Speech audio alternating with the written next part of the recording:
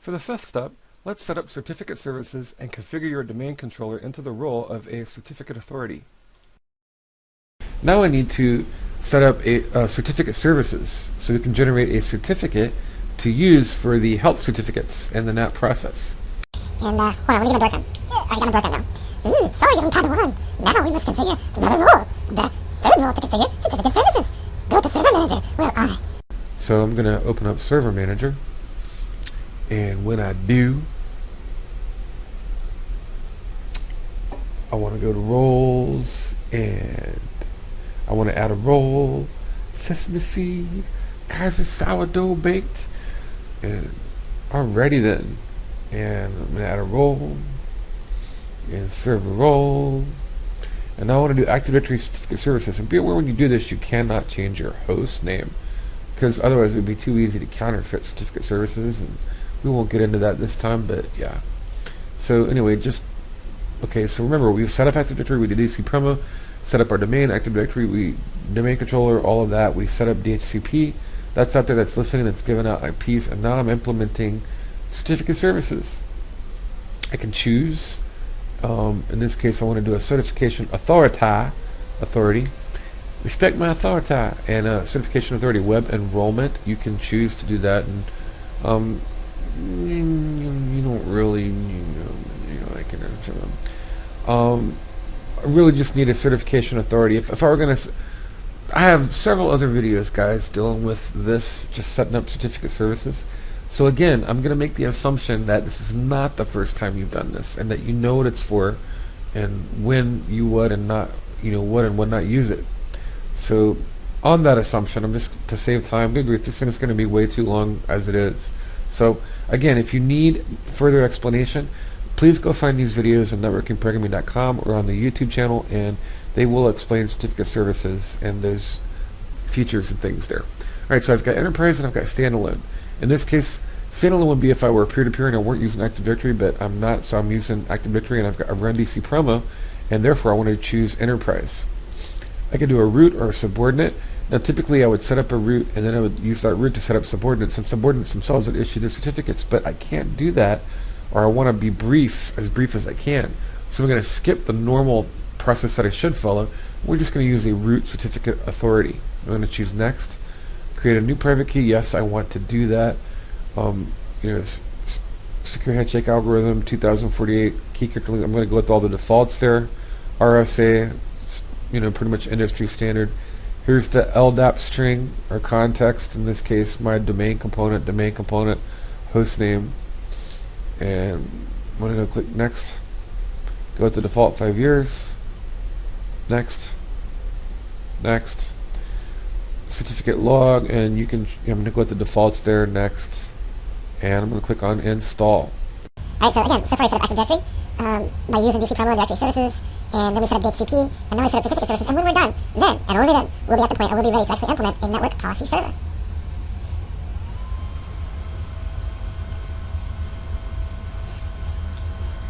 I can't get the word, and the word, and the word, can't get the word, and the word. Alright, so I'm going to say another, maybe I'm not, but I have time. Alright, never mind. Come on.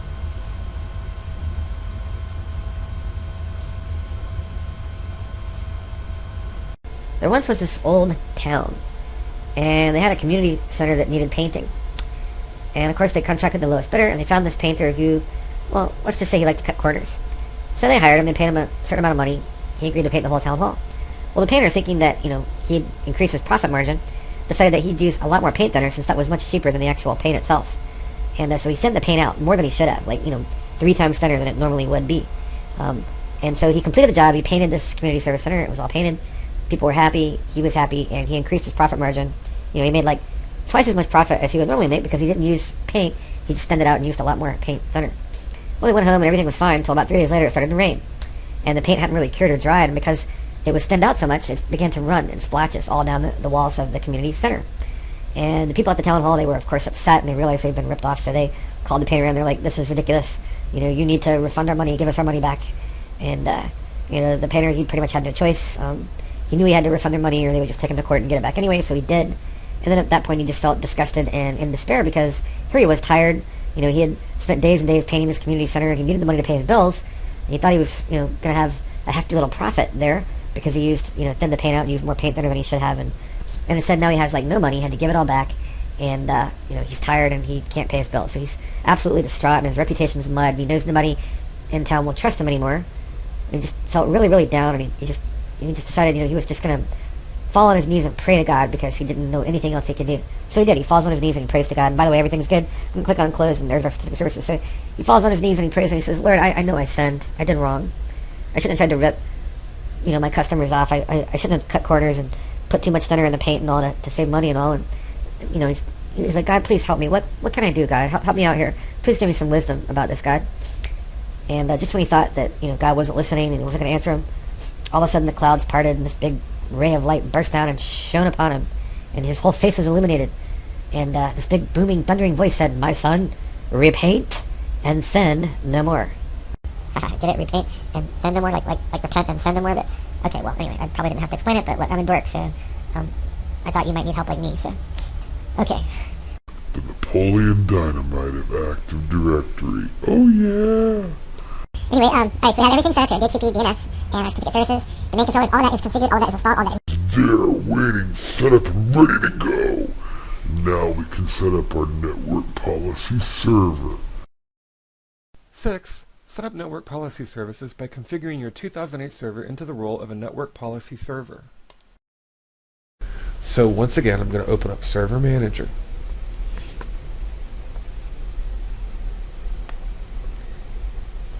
And this time I want to implement NPS. So I'm going to go to Roles. And 5 minutes later, when it's done collecting data,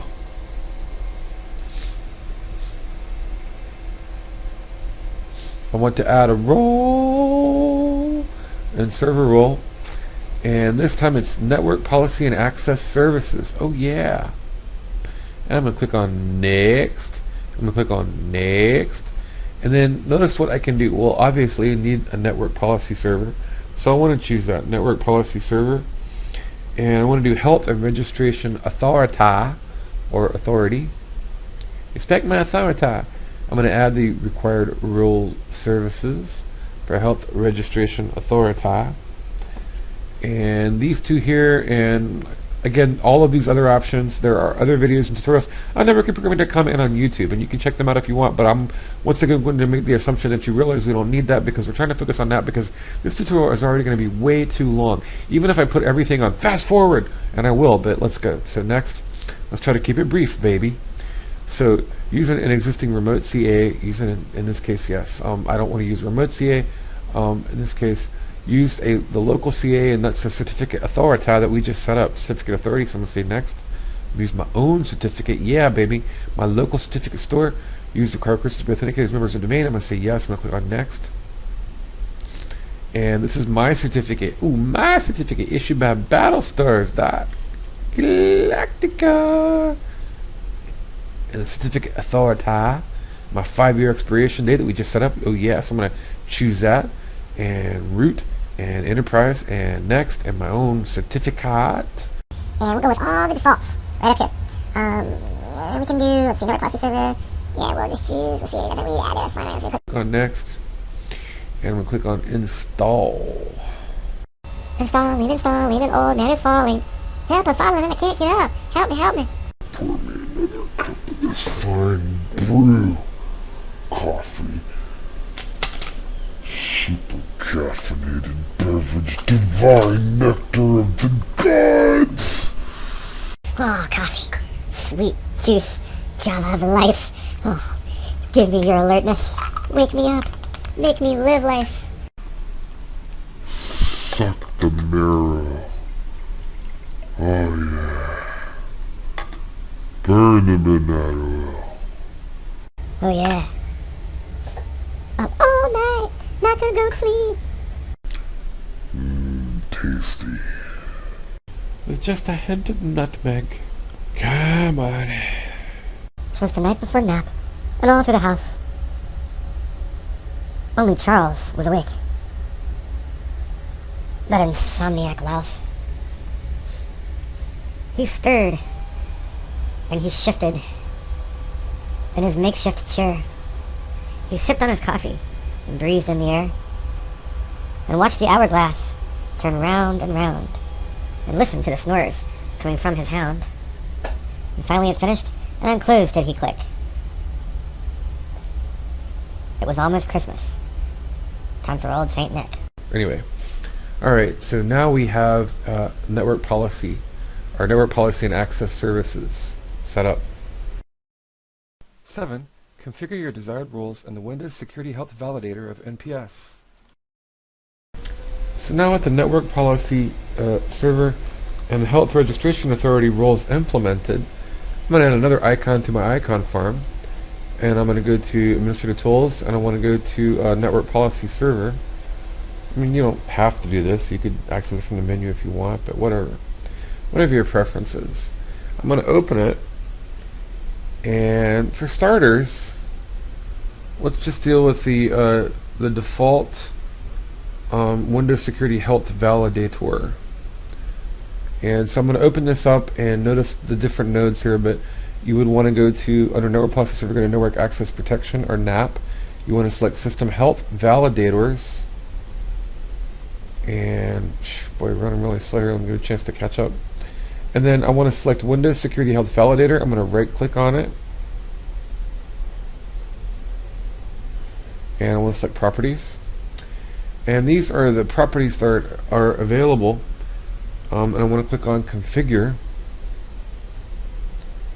When I click on Configure, notice the options here, whether I have Windows XP or Windows Vista, which would also apply for Windows 7, either one. But notice, a firewall must be enabled, antivirus application is on, is up to date, automatic updating is enabled. All these things, all these conditions, I have all that checked.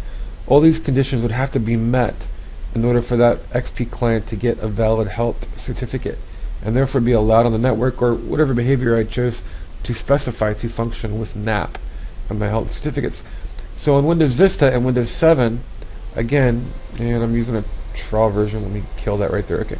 So again, the same thing here for my Windows 7 and Vista clients. They'd have to have antivirus software, anti-spyware like Windows, Defender, and whatever, Avast or some compatible antivirus software with server, firewall enabled, or compatible Windows 7 or whatever I was using there in Vista, automatic updating. So these are the rules that we can either check or uncheck to function with NAP.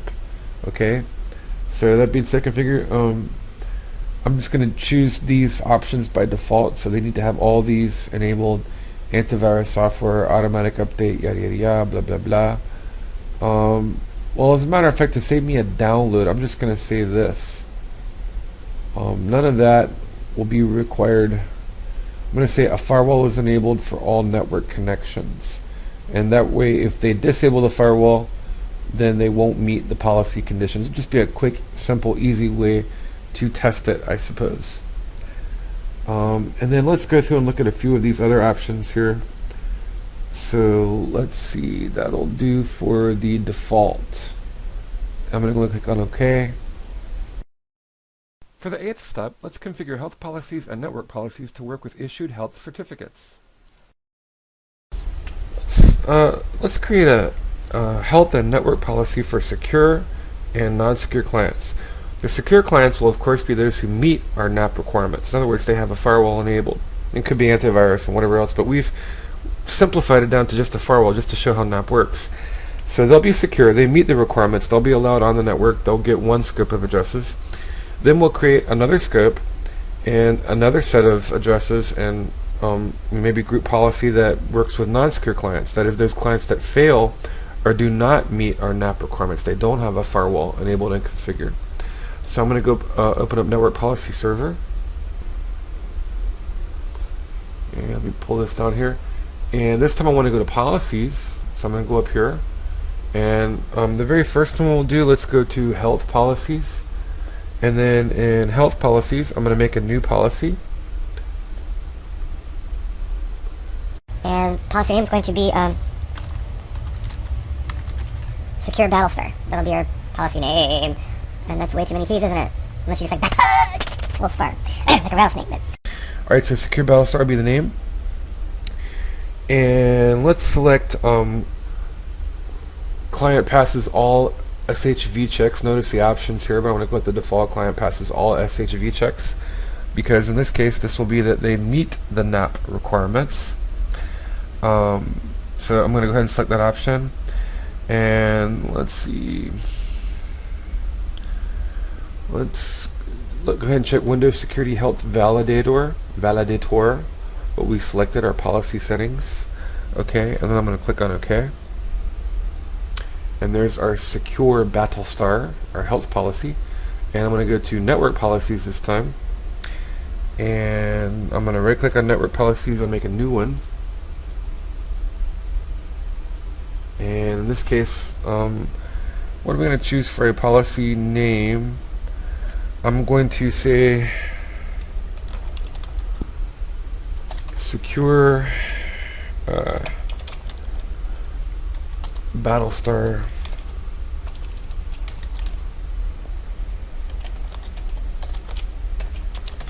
full access. I guess that's kind of a long name, but oh well. And I'm going to go ahead and click on next. I'll go with the defaults there. And I want to add a condition. In this case, I want to specify the health policy that we just created. So I'm going to click on add, and I want to scroll down as soon as my server, my incredibly slow virtual machine, gives me the, okay, here we go, finally. Health policies, I want to click add, and notice there's secure Battlestar that we just created. So I'm going to click on OK. And there it shows up, health policies, secure Battlestar. Okay. And then I want to go ahead and click next. And then in this case, I want to go with the default access granted. Okay, on this one. And let's see. I want to go to configure authentication methods. Let me go. This is the configure authentication methods screen. And in this case, I only want to basically use the perform machine health check. I don't really want to do anything else here other than just perform machine health check only. So that's really the only option that I need. I'm going to leave all these other guys unchecked here. Again, we're trying to simplify this and hopefully reduce what's going to still be a super long, probably boring tutorial. But we'll try to make it as fun and short as we can, and yet thorough, hopefully still thorough. So accept the defaults. Let's go and accept, it's just going to perform a machine health check only. Right, so machine health check only. And let's see, let me go with the defaults on the configure constraints. I'm not really going to go with anything there. Configure settings, let's do NAP enforcement. So I'm going to click NAP enforcement right here. And let's see, allow full network access. It's the default, but you just want to make sure in this case, remember this is for the clients that meet the NAP requirements. They're secure ones. So yes, we want to allow them full network access in this case. And next, and then finish. Okay. So now I have a health policy, secure Battlestar, and a network policy that implements the health policy for my NAP server. Alright, so network, and it's in place. It's there. So that takes care of these secure clients, and next we'll need to work on the non-secure clients. Note, we will configure options for non-secure clients that do not meet MPS requirements in two different examples. The first example will configure non-secure clients that do not meet MPS requirements with restricted network access via DHCP, though they will still be able to obtain an IP address. The second example will configure non-secure clients that do not meet MPS requirements so that they cannot obtain an IP address at all or access the network via DHCP. We'll begin with example 1, configuring non-secure clients that do not meet MPS requirements with restricted network access via DHCP, though they will still be able to obtain an IP address. So now with our secure client set, let's do our non-secure. So again, I'm going to make another health policy, so right-click and new. And let's see, what do we call the other one? Secure Battlestar. And we could call this one non-secure. Or if we wanted to be kind of cutesy, we could call it insecure. But in this case, non-secure Battlestars. Oops, narrow dash in. And remember that the last time when we were doing it for the clients that do meet the NAP requirements, that health policy and network policy, and we went with the default, and that was that client passes all SHV checks. In this case, we're going to change it to client fails all SHV checks. Okay, because this is for the clients that don't meet our NAP policy. And again, we want to select Windows Security Health Validator, and I'm going to click on OK. Alright, so now we have secure Battlestar and non-secure Battlestars. I probably should have made that plural, and here, that's annoying. I don't know why, but it's just... So secure Battlestar, non-secure Battlestar, whatever. Alright, so now same thing, we want to make a new network policy. Alright, so under network policies, and we're going to type... Let's see, what do we call the last one? Secure Battlestar Full Access. And this will be... non-secure... Didn't mean to hit the underscore there. Battlestar, restricted access. Alright? So this one was secure Battlestar Full Access, this will be non-secure Battlestar restricted access. I mean, you can call it banana, it doesn't matter, but we should kind of name it something for what it does or what it is, right? So it's easy to see. Alright, so and I'm going to go with the defaults. Let me yank this up here so you guys can see. Alright, go with the defaults there. And again, I need to specify conditions, and I need to specify a health policy, so I'm going to click on add and scroll down. And let me go to health policy. I'm going to click add, and again I want to choose non-secure Battlestar in this example, so it's a non-secure Battlestar. I'm going to click on next, and let's see, in this case I could choose access denied if I wanted to deny access, or I could choose access granted if I wanted to give it stop, bad kitty, no, bad kitty. That's not part of it. Shh, hush. You scratch on my furniture. Yes, you'll have to deal with bad kitties when you're setting up network access policies. Let's make a policy to keep bad kitties from scratching the furniture. That's what we ought to do. Anyway, in this case, I could say access denied if I just wanted to kick people off and not give them any access, or I could give them limited access on a separate subnet. In this case, this is the option we're going to choose. So we will say access granted, and then I'm going to click on next, but it's going to be a restricted scope, alright, or restricted configuration. So configure authentication methods, and I'm just going to say perform machine health check only, just like we did before. Purpose being we're trying to lessen simplify this tutorial and lessen the amount of time that it takes to go through everything. Let me go and click on next. So it's just going to perform a machine health check, and under configure constraints, in this case, we'll just go with the defaults here. Let's go to NAP enforcement here on the configure settings page, and let's check allow limited access instead of full network access. We're going to choose this option, not the default, but this option, allow limited access, non-compliant clients are allowed access only to a restricted network for updates, things like that. And this would allow them to, heal themselves.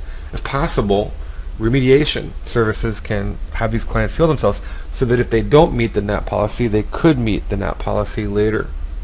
Good kitty cat. Alright, so I would check that option, and I'm going to click on next, and I'm going to click on finish.